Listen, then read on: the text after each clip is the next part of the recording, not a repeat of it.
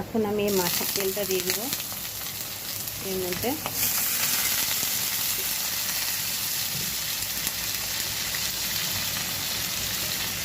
মাছের তেলটা দিয়ে দিলাম। আস্তে আস্তে দেখো মাছের তেল কত বের হওয়া শুরু হয়ে গেছে ভিডিওতে। তো আমার অবশ্যই শরীরটা ভালো নেই, প্রচণ্ড খারাপ, তাই একটু গলাটা খারাপ লাগছে। তো ঠিক আছে, এই যে দিয়ে দিলাম। এখন এর মধ্যে দিয়ে দেবো আমি নুন। ঠিক আছে,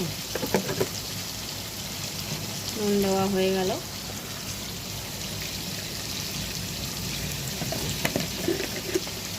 তো এভাবেই আপনারা রান্নাটা করবেন, অবশ্যই ভালো লাগবে খেতে। আর দিয়ে দিলাম হলুদ। তো দেখতে পাচ্ছ বন্ধুরা কীভাবে তেলটা ছাড়ছে। তো আমি এখন এটাকে কড়াইয়ে বসিয়ে রাখলাম, আর সব তেলটা ছাড়ানোর পরে আবার